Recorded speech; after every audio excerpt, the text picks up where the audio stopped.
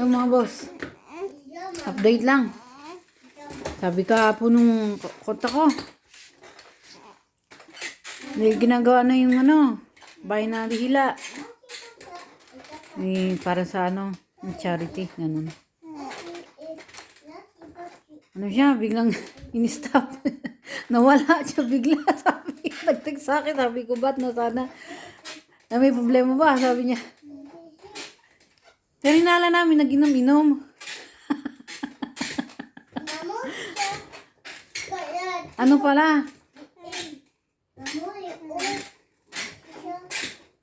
Nag-sorry naman siya, tutuloy naman daw niya.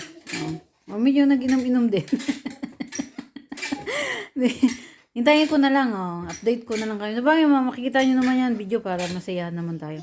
Napanood nyo yun ngayong araw lang yun, no? Kay Dr. Willie Ong. Shout out pala kay Dr. Willie Ong. Maraming salamat.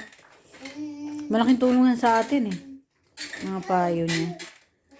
Alam nyo ba yung hindi naman natin katok tayo sa kahoy. Yung gera nga. Pero kung sakali lang ganun, nagpayo siya. Nakakabahala, syempre. Nangyari. Tapos, kaya ko yung tinatapat mukha ni Jesus para maalala nyo yung Diyos. Kasi nakakalimutan na natin si God Para pagka hindi lang tayo may problema, maalala natin lagi ang Diyos. Pulot ko lang yan Ay di balik tayo mga boss usapan kay Dr. Leong. Kasagera, yun nga. Paano yan? Pinagkagera, no? Wala man lang, bomb shield. Wala ring nuclear para sa yung gamot.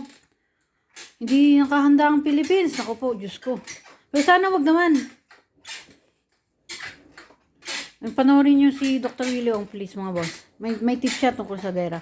Pero sana wag naman. Wala tayong magagawa, hindi sundin yung tip niya. Pero, paano yung kawawa nito yung may katulad natin, mahirap na. Ano kaya yan, May balik tayo.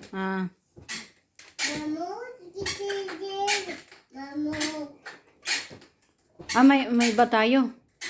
Parang may sasabihin ako, hindi ko lang maalala. Nakalimutan ko na. Dahil lang mga boss. Ciao.